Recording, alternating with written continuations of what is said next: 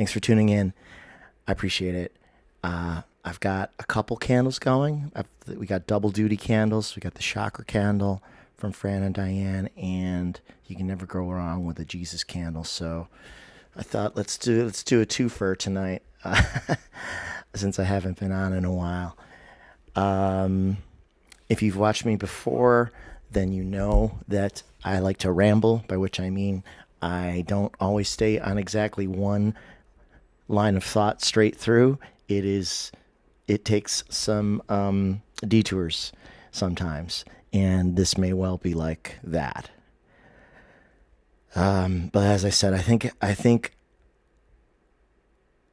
this I think this video will end up making me sound nutso, but that's okay because I'm already in. I'm in for a penny and a pound or whatever that phrase is, so I might as well go all the way. Okay, so the election is on everyone's minds in the community in which I reside.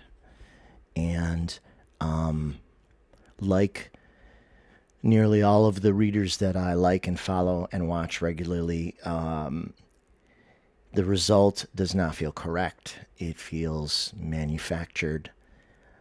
I wrote today in a comment on someone else's video, I can't remember which offhand, that it felt like the intended outcome of this election, that President Harris, the coronation of President Harris, was stolen. It feels like theft.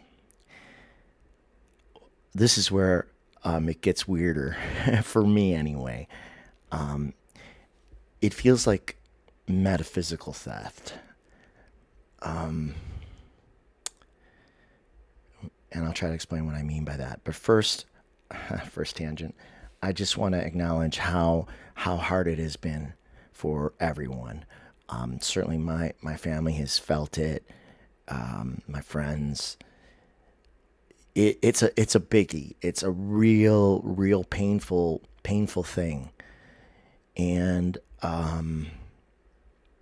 when we ask the why did this happen, there isn't necessarily an answer yet that's satisfactory. So maybe we have to live with a little bit of ambiguity for a while about what the answer is. But I know, for me, my sleep was not good. Upset stomach. You get bodily manifestations of fear because that's how we're wired. It's part of our defense mechanism. So fear tells you that there is danger, and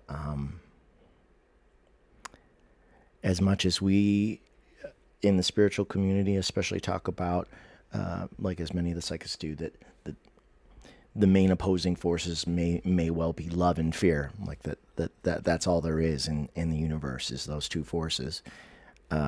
When you get down to the basics, you can't always control your fear, and it may serve a purpose too.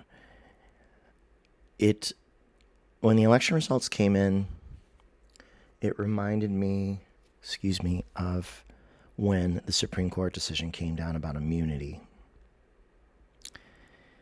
Because my physical reaction was the same, and my emotional and my empathetic reaction was the same, that essentially that it felt like a dagger into the body of democracy. It was an unconstitutional addition to the Constitution, which makes the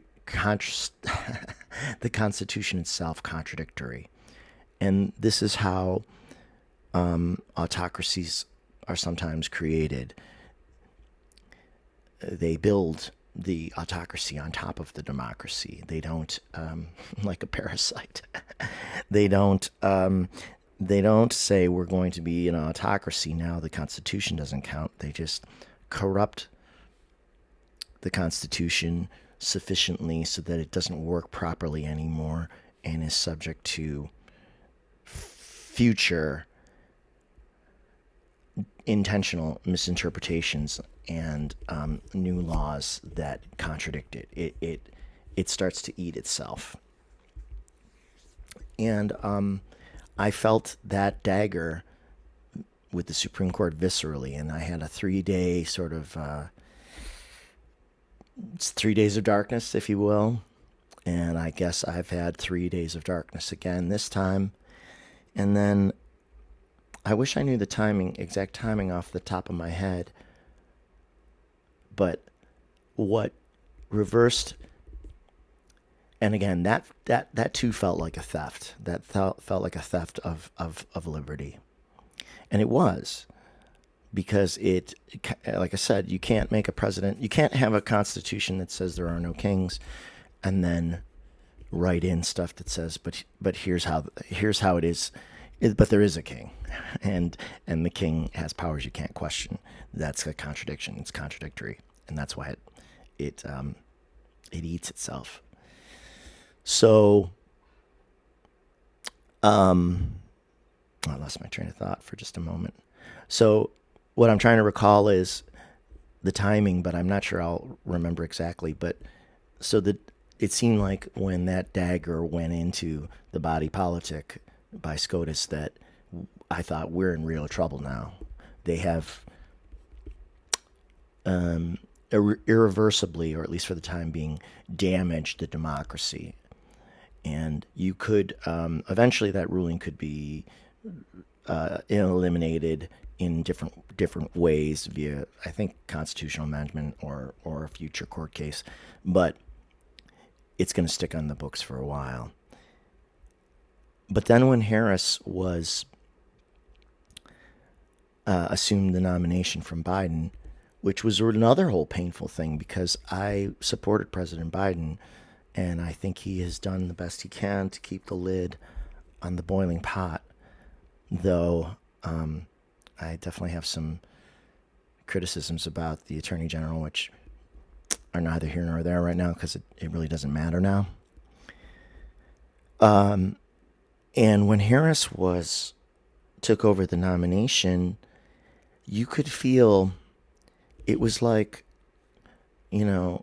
the negative, like if we just think of, I don't know, it's just an analogy, but let's just think of like no, this is not a bad analogy, but let's say that the SCOTUS decision, immunity decision, turned the positive energy of the country on its head, upside down. It was like the Harris nomination magically uprighted the democracy. People got so excited, and it was palpable, and that excitement continued for a very long time. And then there was sort of an inevitable dip as we got closer to the election, but it seemed to have leveled off sufficiently that I think most people, and even the polling reflected it, most people were starting to believe that she would win, because his behavior was so outlandish and gross, intentionally offensive, intentionally cruel, intentionally malevolent, that you thought, yeah, she's going to win. I mean, yeah, it's a nail biter maybe, but she'll win. So the fact that they declared it the other way, yeah, devastating. And I don't have trouble believing what many of the psychics in the larger community are saying, too, because that's how it intuitively feels. I think that there was manipulation of the votes. I think that there are missing votes. I think there are 15 or 20 million missing votes, because the numbers do not add up, because you don't have this record turnout several elections in a row, including the interim elections, and then have this number drop while the opponent got essentially the same number of votes as last time. That doesn't make sense. It's not logical. So, when the election results came down, it was the same feeling as the SCOTUS decision, like theft. This feels like theft, and my body reacted the same way. But this is where I'm going to go off the reservation a little. I have mentioned many times now, probably to the point of boring some people, this dream that I had, I mean, I've had many dreams over the years about the endless conflict between light and dark. Like this forever conflict between light and dark. And yet we also know that we don't understand light except for its contrast against the dark. And we also know that the light is all of the substance and that the dark is the absence of substance. It's the nothing. And, wait, where was that going? So I've had all these dreams, like since I was a kid, light versus dark. And I've detailed many of these dreams on this channel and in my books. And, but one of the ones that just sticks with me the most in the last year or two is this dream where I was in deep space and I was able to see. I was with some form of cosmic being, and I was shown all of the rings that constitute reality. There were golden loops floating in the air like this horizontally, and the one that represented Earth or this dimension or wherever it is we fit with these other loops. Ours was a little paler in color and stretched out, artificially stretched out, as if negative forces were pushing reality itself to a potential breaking point by delaying the inevitable and the intended future for this loop to be with all of the other loops. And I don't know if they're timelines, alternate realities, and I never bought into that stuff. I never liked those theories. I always resisted them. They were too foofy. Yet, I was also an atheist until I was age 27 and had the beginning of 27 more years now of what only can be described as magical, supernatural experiences of the divine that is the creator of all of this, the source behind all of this, God, whatever you like, whatever word you like, because the word is not important. So when I was shown these loops in the dream, and ours was badly sort of fading in a way, fading in color and distended, it was suggested to me by this cosmic entity I was with, who I don't know who that cosmic entity was, that if necessary, the timeline would be corrected. It would actually be edited if necessary, so that it would retain its original shape and be in order with the other rings. And when Vice President Harris took over the nomination, that's how it felt. It felt like someone had performed an edit at a cosmic level.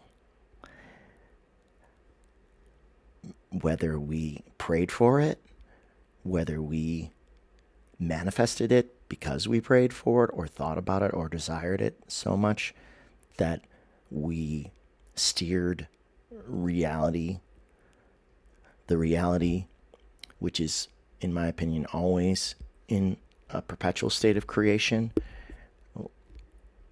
Our good intentions, our good thoughts, our kindness, the loving part of who we are that desires justice and as much equity as there can be on a planet like this, in an existence like this, that somehow we had triggered an intervention at a cosmic scale.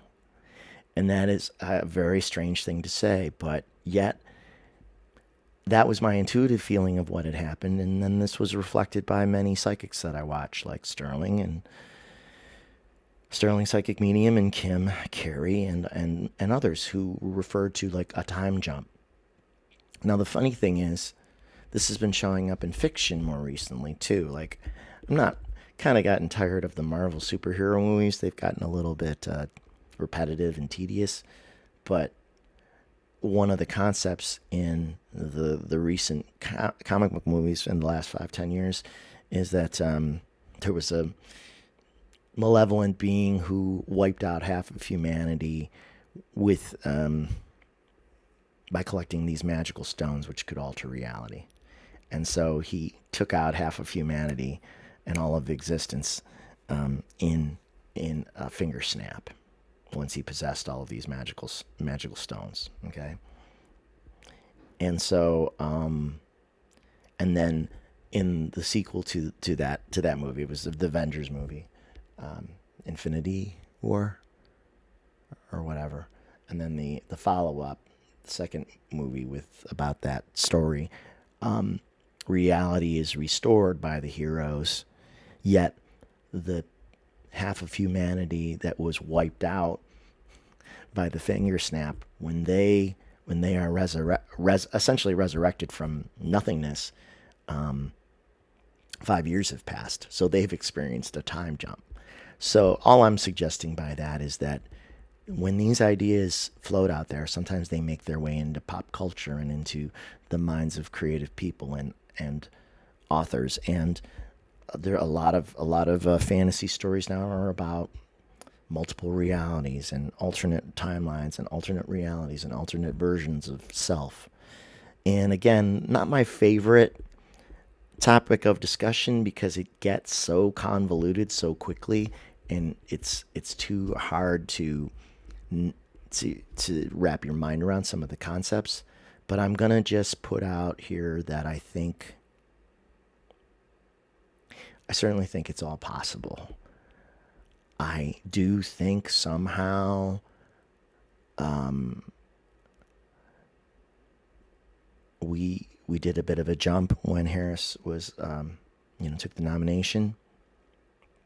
And what I'm now suggesting is that maybe now is the time for some very, very unusual prayers that that our reality be corrected to favor a just outcome. That's a really strange thing to say, and even to hear myself say it, even though I knew I was going there. So what I'm suggesting is, when I was praying today, I was praying to Spirit, the Creator or creators, even to aliens if they can hear us, that because the malevolent energy is so strong right now and they're making a play for all the marbles of the world, but by doing so, they are attempting to take our free will from us. And that, in my intuitive understanding, is one of the gravest sins you can commit against another human being, to take their free will from them, to take their rights from them. I have a sense that from the Creator, we are all born free. We are all born with the desire for full self-expression, self-exploration, and that we are entitled to this, and that when governments inevitably try to take that from us, they're committing some of the worst sins that you can commit. And this will be an immature thing to say, but that's unacceptable. That's unacceptable because,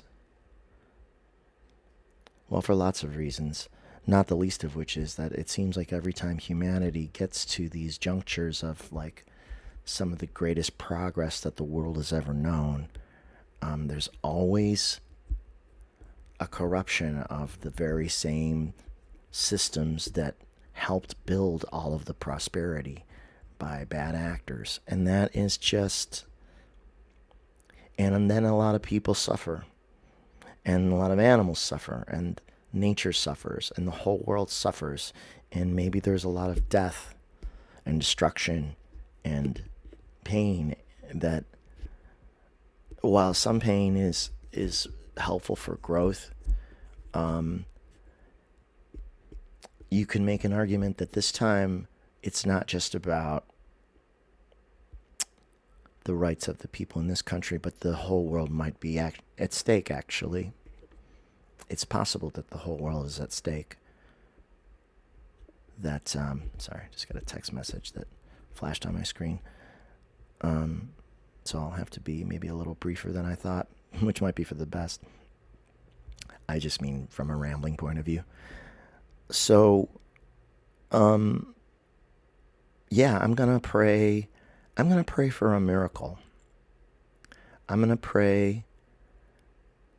We don't know how it would be achieved. We don't know what could happen that would make it possible for the election to be reversed if in fact it was fraudulent.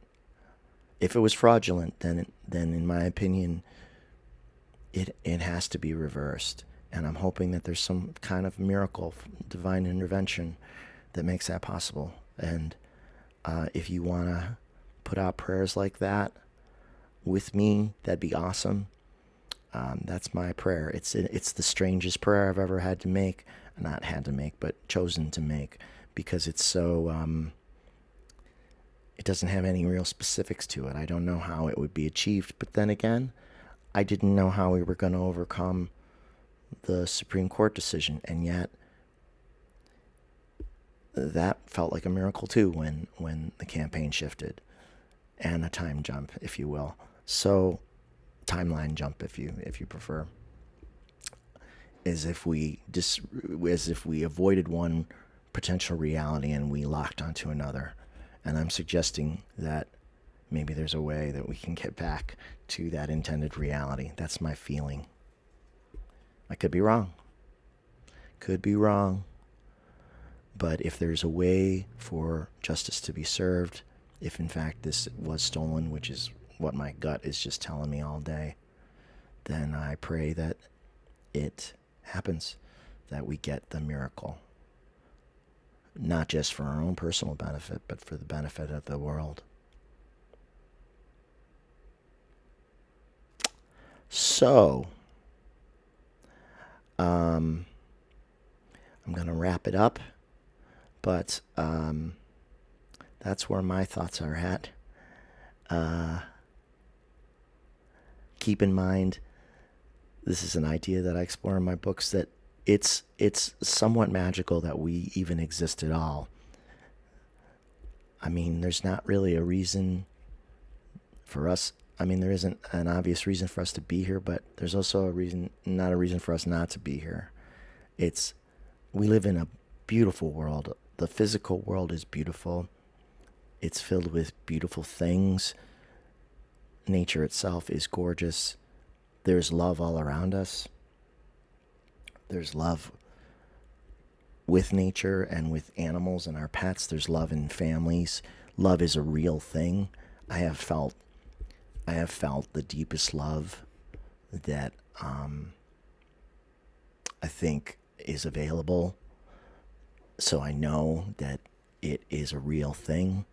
And I cannot believe that a creator would intend for unnecessary suffering.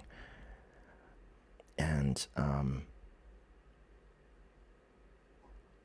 think that love is just stronger.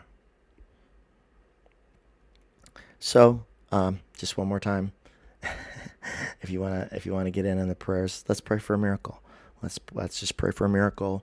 Let's pray that whoever is out there, maybe someone can sprinkle the information to the right people in governance to take this up, to find out if the election is legitimate or not.